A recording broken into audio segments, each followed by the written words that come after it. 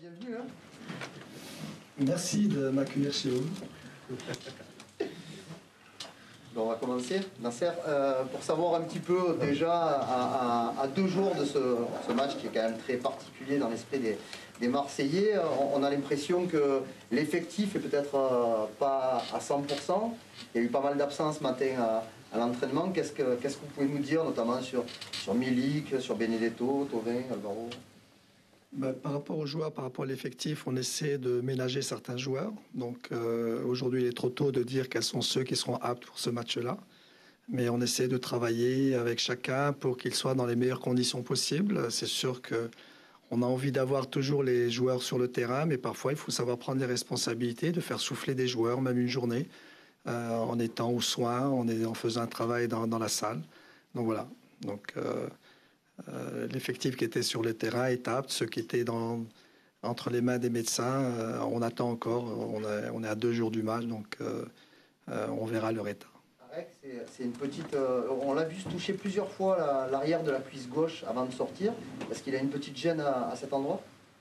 Il est entre les mains des médecins. On le saura un peu plus d'ici demain, puisqu'on essaie d'être le plus prudent possible avec ce joueur qui nous a montré des choses très intéressantes. Et Rongier peut jouer pour terminer là-dessus? Parce qu'il était là. Pour Rongier, il est en retour. Je pense que ça va être peut-être un petit peu juste pour qu'il reprenne très rapidement. Et lui aussi, c'est comme les autres joueurs, on attend vraiment le feu vert du médical. Coach, vous avez fait une formation expérimentale, puisqu'il y avait 2 charnières centrales alignées en même temps, une en défense et une au milieu. Comment est passé mûri ce choix, forcément avec les absences de mettre Alvaro au milieu, ce qu'on en a parlé avant, et est-ce que ce 4-4-2 peut être reconduit pour le prochain match? On peut avoir toutes les options. On est en train de réfléchir un petit peu sur la composition d'équipe qui doit être alignée contre le Paris Saint-Germain. Chaque match a sa vérité.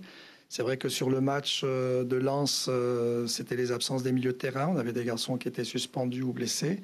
Et donc, il fallait trouver des solutions. Et les joueurs les plus aptes, qui effectivement étaient des joueurs de défense centrale à l'époque, que ce soit Camara ou Alvaro. Et je pensais que c'était intéressant de les associer un peu plus au milieu de terrain. Et je pense qu'ils ont fait une bonne prestation. Oui, bonjour. André Villas-Boas nous disait souvent qu'avec le rythme des matchs tous les 3 jours, il travaillait presque pas. Il y avait beaucoup de récupération, des petites choses. Vous êtes arrivé dans des conditions encore plus particulières, vous n'avez pas plus de temps. Concrètement, qu'est-ce que vous faites, qu'est-ce que vous travaillez avec les joueurs depuis que vous êtes là? Dans un premier temps, c'est vrai que pour le match de Lens, j'ai pas travaillé avec eux puisque l'ancienne équipe avait préparé la veille avec les joueurs.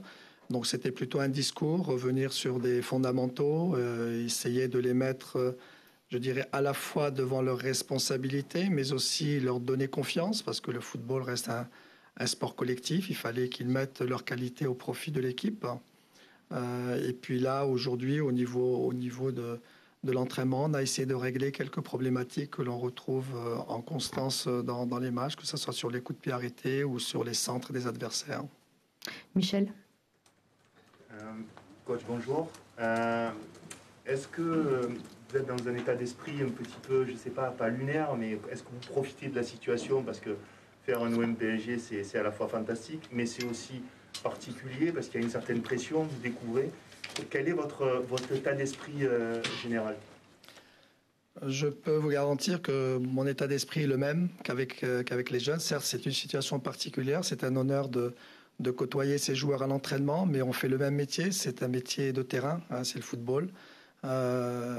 Donc c'est vrai qu'il y a cette situation particulière par rapport au match du Paris Saint-Germain, mais je l'aborde comme un match effectivement particulier, c'est le Classico, mais un match comme les autres qu'il faut aller chercher, qu'il faut aller gagner, faire une belle prestation, parce que ça doit aussi faire vibrer à la fois les joueurs et ceux qui nous regarderont à la télé. Très heureux à chaque fois que je suis sur un terrain, quand je mets un short et puis des chaussures de foot, je suis très heureux. Jean-Claude, pardon. Bonjour. Est-ce que vous pouvez nous dire comment se répartit le travail au sein de ce nouveau staff? Comment vous répartissez les tâches, tout simplement? Et à l'intérieur de ce staff, il y a un personnage, c'est Laurent Spinozzi, qui connaît très bien le club, qui est là depuis plus de 20 ans. Qu'est-ce qu'il peut vous apporter justement avec cette expérience-là? Écoutez, le staff que l'on a composé en urgence pour cette situation-là, donc j'ai préféré prendre le staff de la N2. C'est vrai que Laurent Spinozzi est un ancien du club, c'est l'entraîneur des gardiens. Je ne lui parle pas du passé, de ce qu'est l'OM ou quoi que ce soit, donc on sait très bien quel est l'ADN de l'Olympique de Marseille. Pour la répartition, Anziani et Maxence, j'ai la chance d'avoir un ancien défenseur et un attaquant. Donc je leur demande tout simplement à travers les entraînements et les matchs d'observer l'attitude de ce qu'ils ont vécu eux sur le terrain.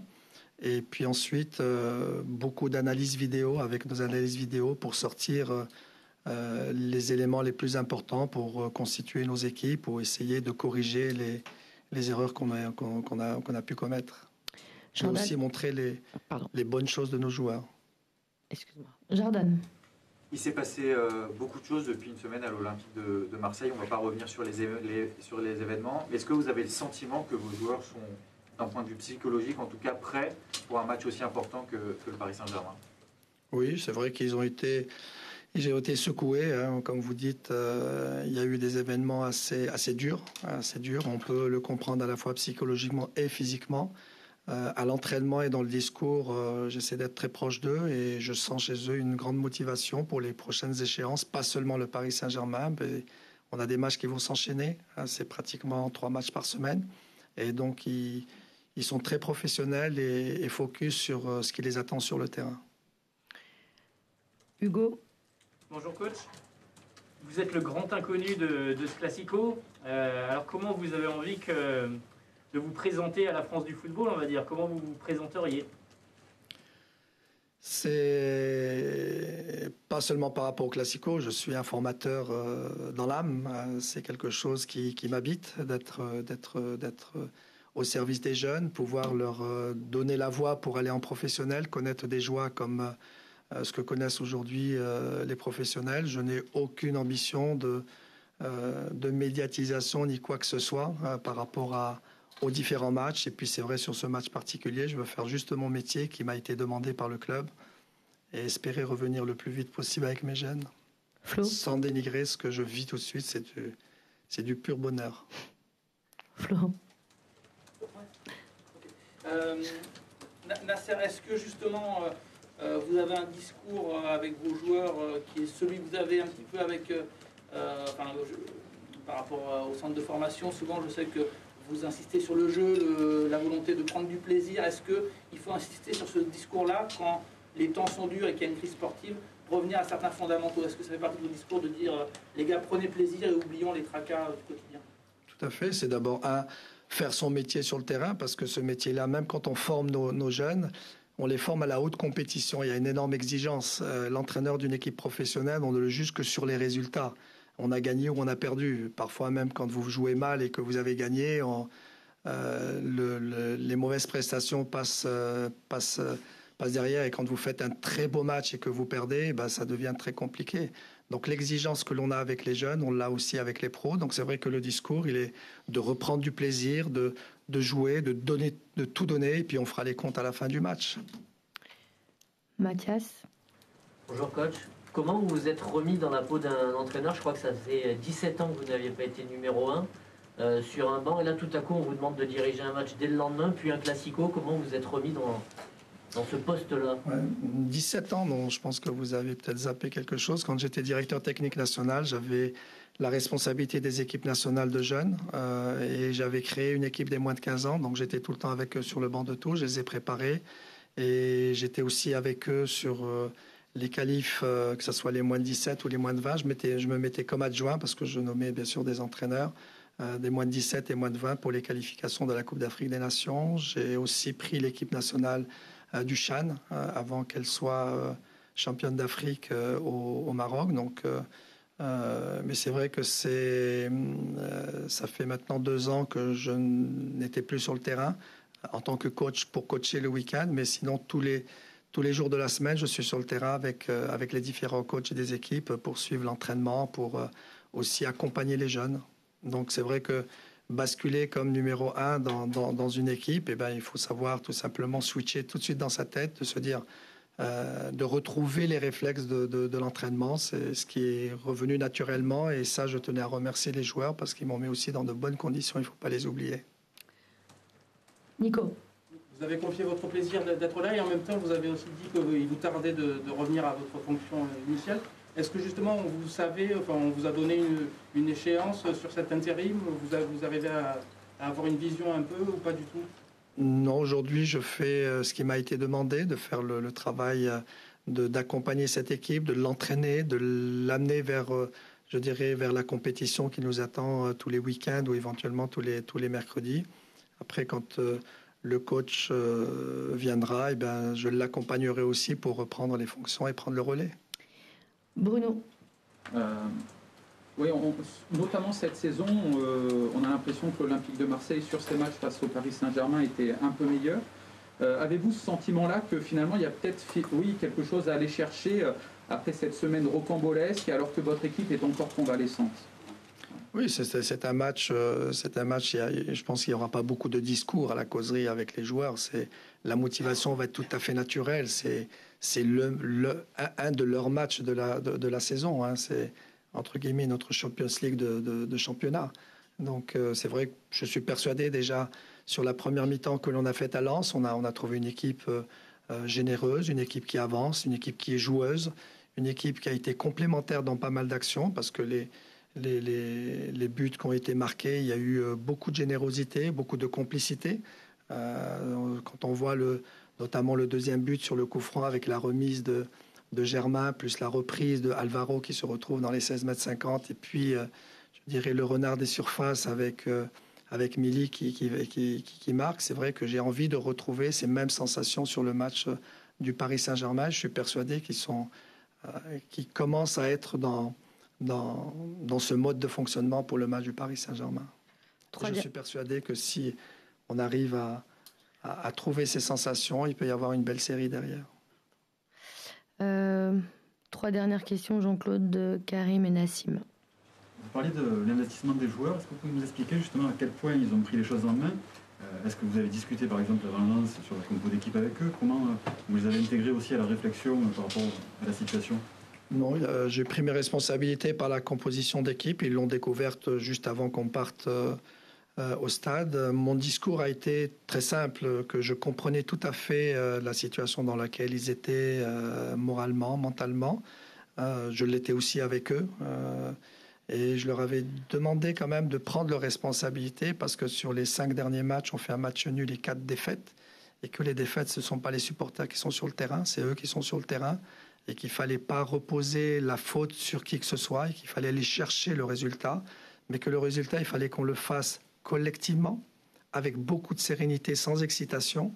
Et ça, c'était le mot les mots, je dirais, qui me sont venus pour mobiliser les joueurs.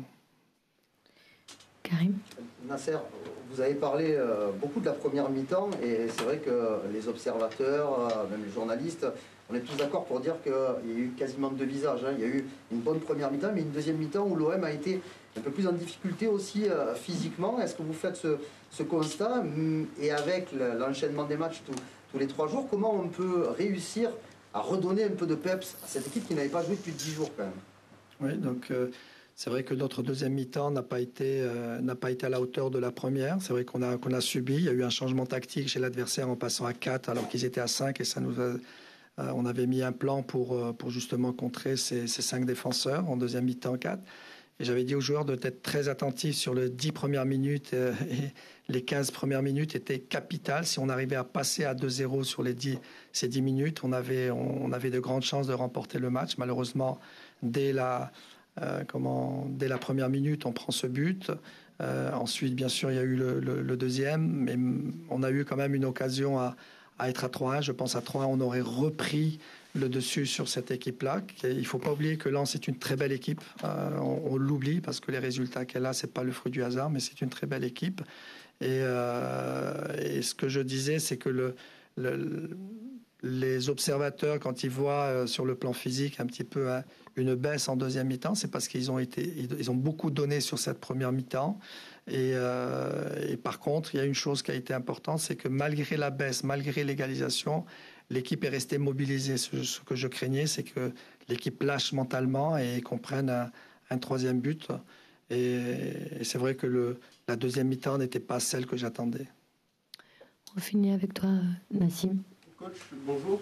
Vous venez de la formation. Est-ce qu'on peut s'attendre à voir peut-être plus de joueurs sous vos ordres jouer avec l'Olympique de Marseille? Voilà, peut-être que vous avez un œil plus avisé sur le potentiel et le talent de certains de ces jeunes. On a vu ce matin l'entraînement avec vous, donc est-ce que c'est possible de les voir jouer peut-être un peu plus régulièrement?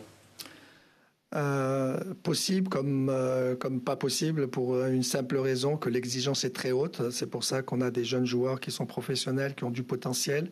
Pour jouer à l'OM, il faut plus d'exigence, il faut plus d'efforts. Et c'est vrai qu'il y a quelques garçons qui peuvent taper à la porte, mais il va falloir qu'ils viennent à l'entraînement gagner ces places-là. Et c'est pas interdit.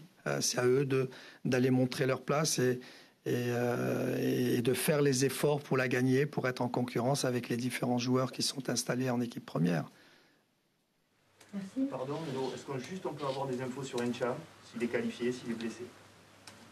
Pour l'instant, je ne sais pas. Donc, par rapport à sa qualification, je vais voir sur le plan administratif ce qu'il en est.